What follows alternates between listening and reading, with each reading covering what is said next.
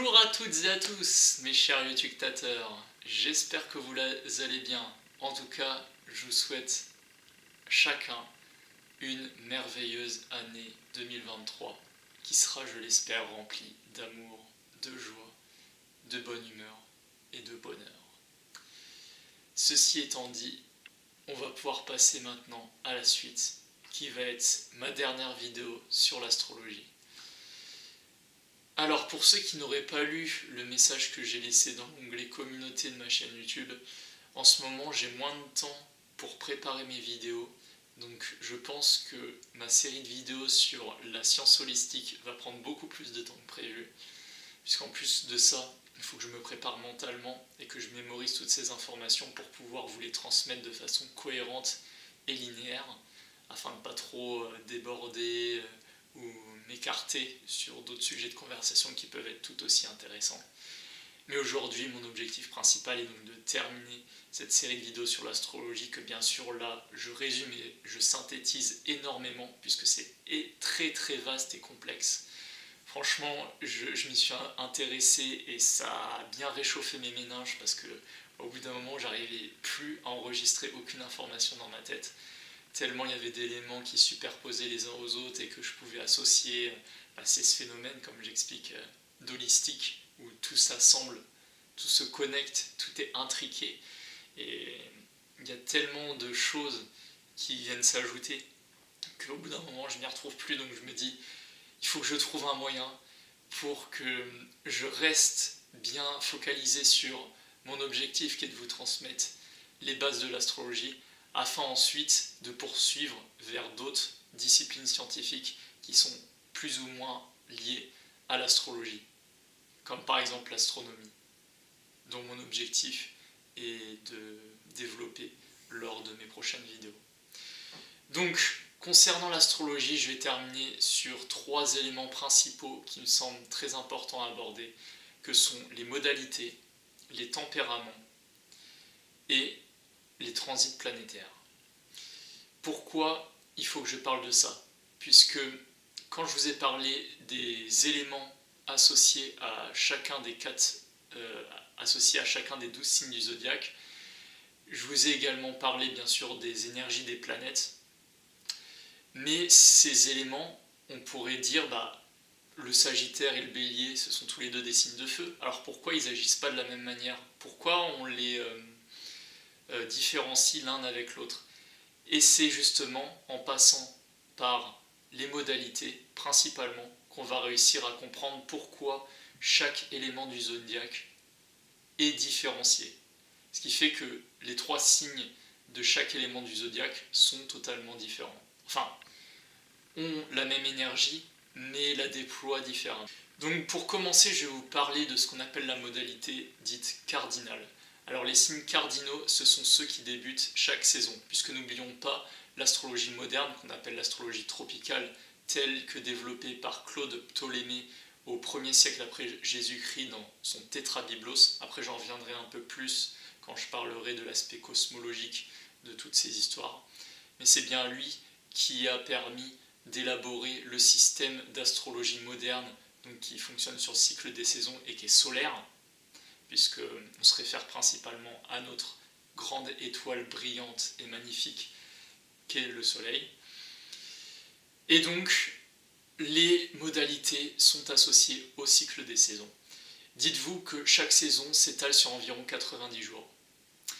Et si on se réfère à leur forme géométrique, pourquoi c'est englobé dans un cercle? Parce qu'un cercle comprend 360 degrés. Or, il y a 365 jours dans l'année. Donc, si chacun des signes est étalé sur 30 degrés, donc 30 jours, on a 90 degrés pour chaque saison, puisqu'on a 3 signes du zodiaque associés à chacune des 4 saisons. J'espère que pour l'instant vous arrivez à peu près à me suivre, parce que ça va commencer à se complexifier. Surtout que là, j'effectue déjà un rapprochement avec ce que j'appelle la géométrie sacrée, qui est absolument extraordinaire. Et tout ça, j'ai trouvé intuitivement, attention. Donc c'est pour ça que la méthode moderne, enfin quand je dis tout ça, c'est le rapprochement entre la géométrie sacrée et l'astrologie. J'ai pas vu beaucoup de gens le faire, j'ai même essayé de chercher sur internet, j'ai pas vu beaucoup de personnes qui en parlaient. Donc c'est quand même un système nouveau qui me semble assez important, puisque la géométrie sacrée est ce qui sous-tend toute la création de la matière dans l'univers. Donc c'est important d'insister sur ce point-là. Donc un cercle comporte une circonférence de 360 degrés, comme vous le savez, et donc qui correspond à 360 jours, si on le pense. Et c'est pour ça qu'il y a 30 degrés, puisque 30 degrés est égal à peu près à 30 jours. Les 30 jours correspondent à chaque mois de l'année. Et d'ailleurs, petite méthode si vous ne savez pas, pour compter les mois, pour savoir s'il y en a 31 ou 30, vous mettez vos points devant vous, et puis vous comptez. Bon, alors là, ça va être inversé par rapport à l'écran, bien sûr, mais chacune des articulations de vos doigts qui ressortent, donc les côtés osseux de vos doigts, par rapport au creux, sont ceux qui comprennent 31 jours. Donc chaque mois de l'année qui correspond à 31 jours, et les bosses que vous voyez associées à mes doigts. Donc, par exemple, imaginons que ça c'est janvier. Donc janvier, 31 jours, donc petite bosse. Ensuite février, bon là c'est l'anomalie, il y a 28 jours pour une année ordinaire et 29 lors d'une année bissextile, mais bon ça c'est un cas particulier. Ensuite 31 jours mars, 30 jours avril, 31 jours mai, 30 jours juin, 31 jours juillet, et puis là juste à côté on a août, 31 jours également, 30 jours pour septembre, 31 jours pour octobre, 30 jours pour novembre et 31 jours pour décembre. Voilà, ça c'est une méthode vraiment très efficace pour essayer de vous y retrouver sur chaque mois de l'année. Ces mois-là donc correspondent à la circonférence du cercle telle qu'elle a été établie dans l'astrologie moderne, et donc c'est pour cette raison que chaque signe astrologique est séparé par 30 degrés. Alors qu'en réalité, bien sûr, le Soleil traverse les constellations de façon inégale, puisque chaque constellation ne fait pas la même taille et les mêmes dimensions. Par exemple, selon l'astrologie astronomique réelle, le Soleil ne transite dans le signe du Scorpion que pendant une durée de jours pendant une durée très limitée de 9 à 10 jours, alors que dans l'astrologie moderne, on considère que ça s'étend sur 30 jours, puisque les saisons durent 90 jours environ. Mais comme ça a suppléé et que ça a succédé à l'astrologie sidérale, qui est encore employée par certains astrologues quand ils étudient l'astrologie védique, donc l'astrologie hindoue, ou l'astrologie chinoise, qui sont des astrologies lunaires, qui sont le principe opposé du masculin et donc du féminin. Et d'ailleurs c'est intéressant, parce que les graphiques correspondant à l'astrologie védique sont de forme carrée. Et devinez quoi ? En géométrie sacrée, la forme carrée est associée au principe féminin, alors que la forme ronde est associée au principe masculin. Et devinez quoi ? Le Soleil est l'entité masculine et la Lune l'entité féminine. Comme quoi, tout a un lien et une cohérence. Mais bon, là, je suis rentré dans des détails très ésotériques que beaucoup de gens n'auraient pas pu forcément penser, parce que moi, je m'intéresse beaucoup à ça et j'approfondis tout.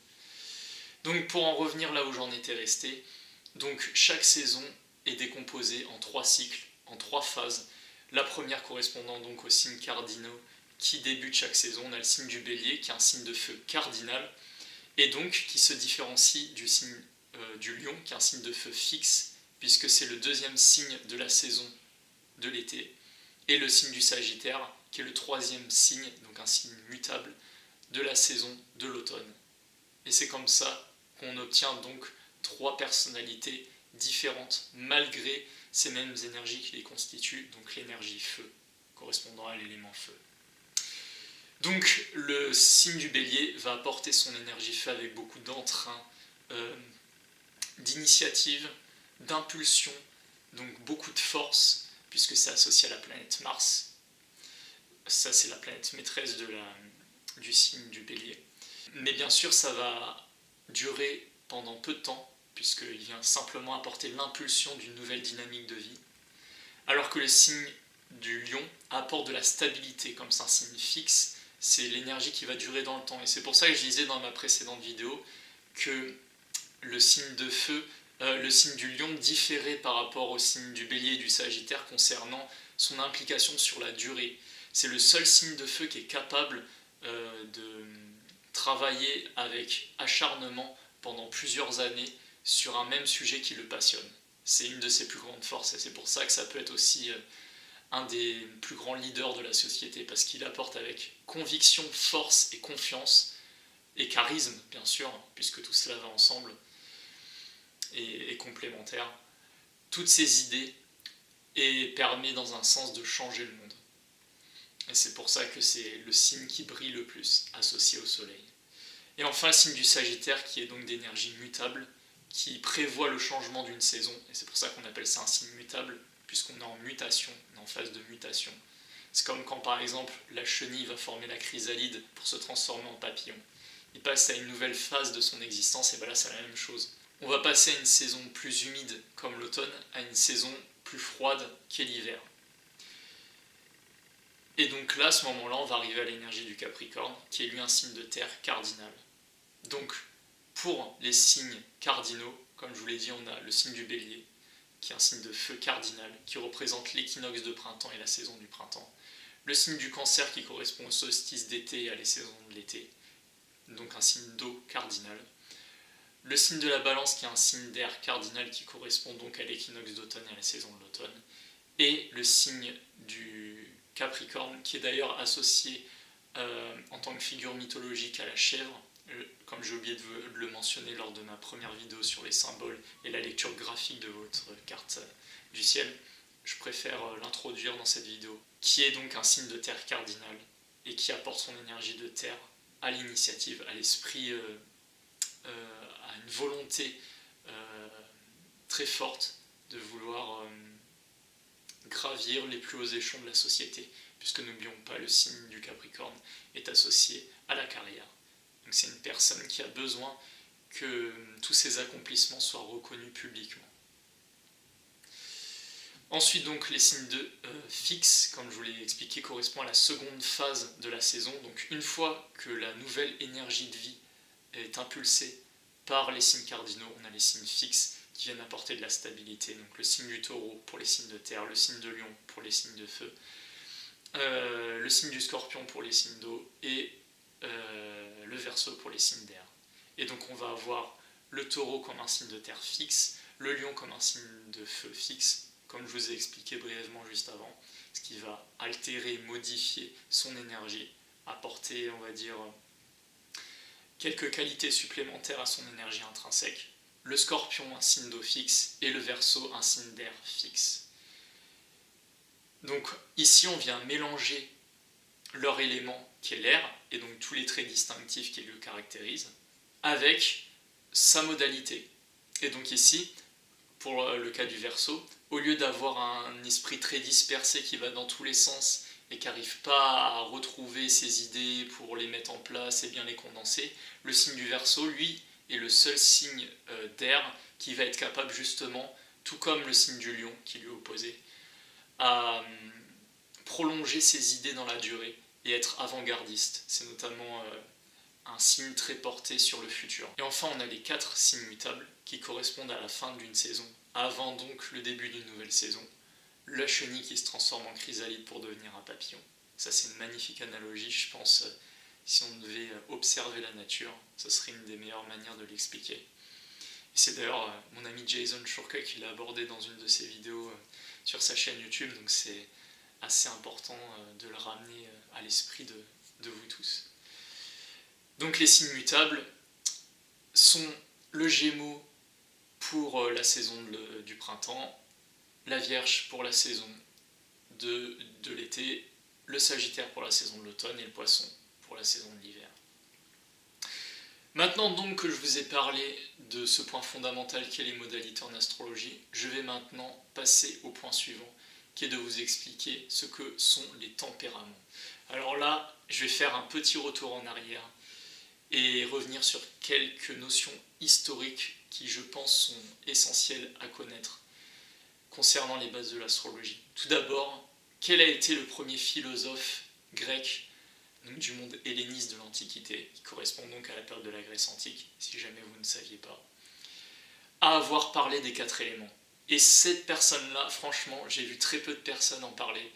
Et je trouve que pourtant, c'est quelqu'un qui a un rôle crucial dans le développement des idées des autres astronomes, astrologues et médecins de l'Antiquité qui se sont inspirés de ça pour l'étendre à l'échelle d'autres disciplines scientifiques. Cette personne s'appelle Empédocle. Je pense que vous n'avez jamais entendu parler de lui. Il est né au IVe siècle avant Jésus-Christ, à peu près 20 ans avant Hippocrate, et a côtoyé, entre autres, le très grand Pythagore, qui est donc le fondateur des mathématiques et de la géométrie moderne, d'où le théorème de Pythagore que vous connaissez pour la plupart, je suppose. Donc Empédocle est la première personne à avoir expliqué que l'univers fonctionne sur 2 principes, celui d'amour et de haine. Pour moi, ça revient au même que expliquer qu'il y a 2 énergies et émotions principales qui régissent notre être, l'amour et la peur. Tout ce qui découle de l'amour, le bonheur, la joie, la bonne humeur, l'abondance, la gratitude, la paix, la sérénité, la tranquillité, la plénitude, tout ce que vous voulez, sont des émotions d'amour et donc qui transmettent des énergies et des fréquences vibratoires élevées et donc qui sont très importants pour permettre une élévation de l'énergie de la Terre, puisque quand nous nous élevons chacun individuellement, nous élevons le collectif en même temps. Et il y a d'ailleurs des études scientifiques qui l'ont démontré, donc je n'affirme pas ça sans avoir à l'appui quelques dossiers solides. Nous savons tous que l'univers est constitué d'énergie, de vibrations, de fréquences et d'ondes qui constituent la matière, et sans quoi notre réalité holographique telle qu'on l'aperçoit n'existerait pas. Et en ce moment, nous vivons dans la 3e densité, mais il en existe plusieurs couches qui correspondent à une octave de chaque piano. Elles sont au nombre de 12, et la 13e correspond à la source qui serait la mélodie de notre piano. Voilà. Et ici, je ne fais que reprendre les termes d'Elena Danaan dans son livre « Le guide des mondes extraterrestres, le don des étoiles ». Et donc, les émotions qui découlent de la peur sont la haine, la colère, la jalousie, la tristesse, la comparaison, la rivalité avec les autres. Donc toutes ces émotions, si on arrive à les réduire, parce qu'on ne peut pas complètement les éliminer, et d'ailleurs ça fait partie du principe de dualité et de polarité, que le négatif nous pousse vers le positif. Aussi, on pourrait correspondre ça à l'obscurité et à la lumière étant chargée positivement et l'obscurité négativement, ou à l'anode et la cathode en électricité. Mais bon, là, ce sont beaucoup d'autres sujets que je ne pourrais pas trop développer dans cette vidéo, surtout que ça ne correspond pas à mon objectif initial. Et à partir de ces 2 principes fondamentaux, sur lesquels l'arché, donc le schéma de l'univers, est conçu, est engendré 4 éléments, ce qui mène à sa citation. Toute la matière est constituée de 4 éléments, la terre, l'air, le feu et l'eau. À l'époque, lui, il appelait l'air l'éther, et ensuite on a séparé l'éther avec l'air pour former les 5 éléments, qui correspondent aux 5 solides de Platon, et donc à 5 formes géométriques attribuées dans ce qu'on appelle la géométrie sacrée. Comme quoi, absolument tout est connecté. Donc, les tempéraments. Une fois qu'Empédocle a émis cette théorie-là, Hippocrate l'a tout de suite repris dans sa médecine antique et associé les 4 éléments fondamentaux de la création de l'univers à 4 humeurs de notre corps. Ces 4 humeurs, on pourrait les considérer comme des énergies ou des fluides qui sont excrétés par des organes ou des glandes. Ce qui a permis d'expliquer ce qu'on appelle l'expression des sautes d'humeur, ou notre bonne et mauvaise humeur. Finalement, ce terme-là est directement issu des 4 humeurs fondamentales qui circulent dans notre corps, ces énergies. Et finalement, on peut établir une correspondance avec les chakras du système hindou. Si jamais vous ne savez pas trop de quoi je parle, je vous conseille de vous rapporter à ma vidéo sur les chakras pour les équilibrer et les activer, les uns après les autres. Bon, ça fait beaucoup d'informations, hein. N'hésitez pas à plusieurs reprises de faire pause pour bien assimiler toutes les informations que je vous martèle en tête, afin que vous puissiez bien les retenir et vous en servir pour votre connaissance personnelle et le transmettre à votre tour à d'autres personnes, puisque ce sont quand même des choses très importantes selon moi. Hippocrate a donc associé ces 4 humeurs à 4 organes à 4 organes ou glandes de notre corps humain.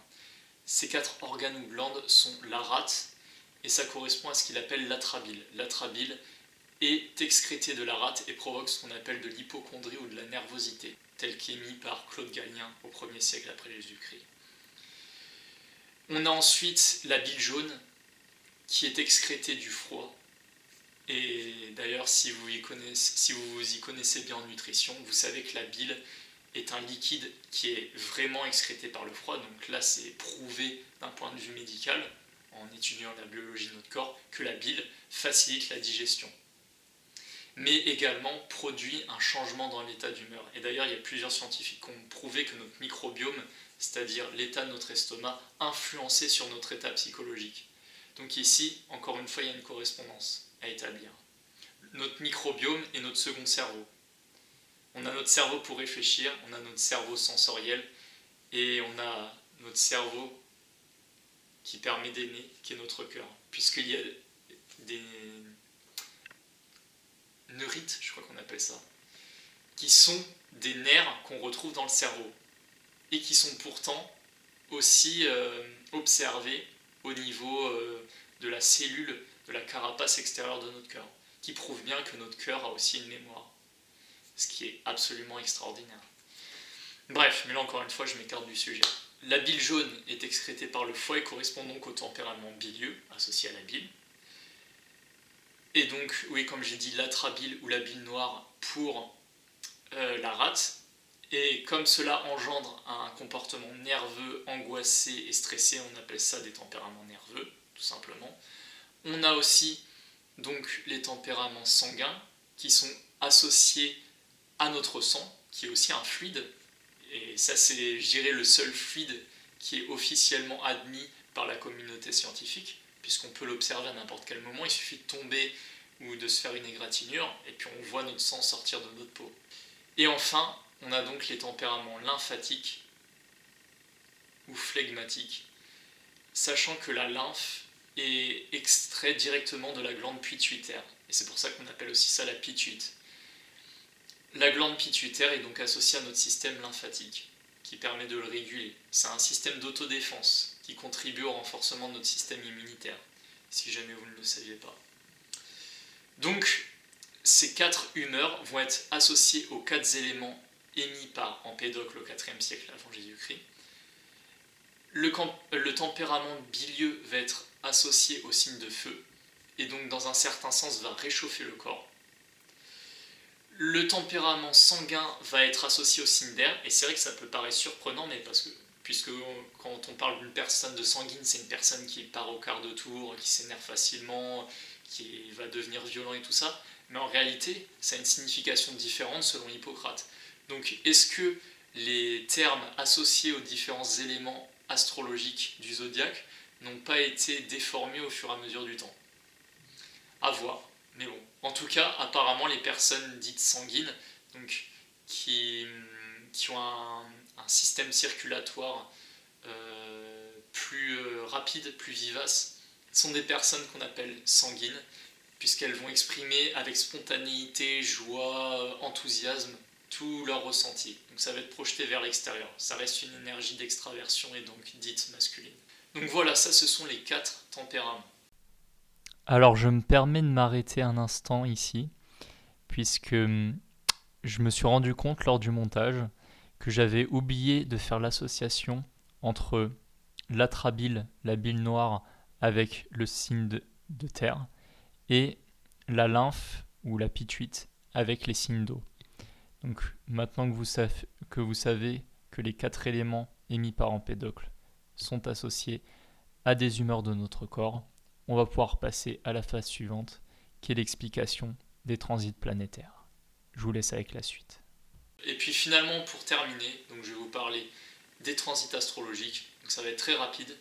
Dites-vous que les transits astrologiques, c'est comme une carte astrale en mouvement. Soit elle peut être rapprochée au natal, c'est-à-dire à votre thème de naissance, un instantané comme une image figée dans le temps, qui correspond donc au placement des planètes en constellation, donc en signe et en maison, au moment de votre naissance, associé donc au thème astral qui va évoluer au fur et à mesure du temps, donc le déplacement des planètes dans chaque signe astrologique par rapport aux saisons. Donc ça c'est le transit.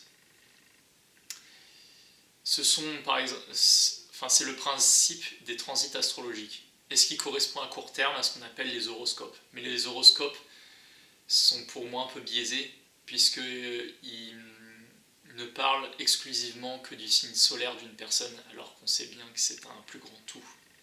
C'est l'association de plusieurs choses.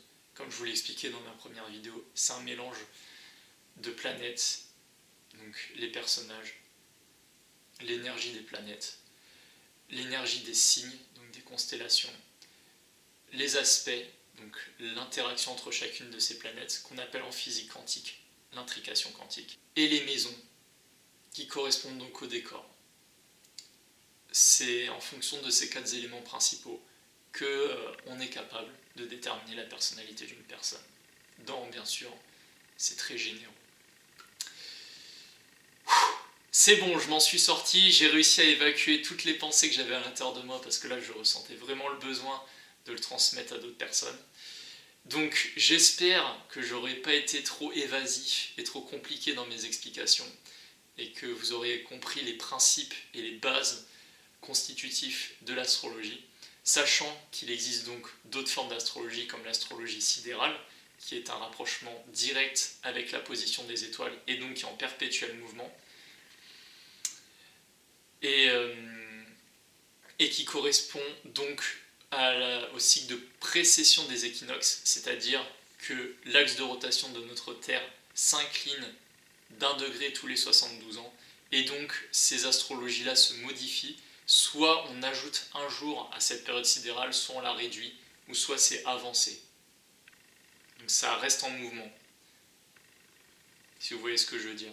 Alors que dans l'astrologie moderne et tropicale, ce sont aussi des instantanés, surtout quand on prend en considération notre thème natal, donc notre thème de naissance.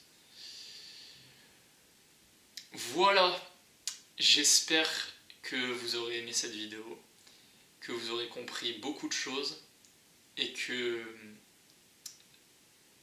vous serez bien préparé pour ma prochaine mini-série de vidéos qui portera sur une discipline scientifique très proche, voire qui fusionne avec l'astrologie, qui est l'astronomie.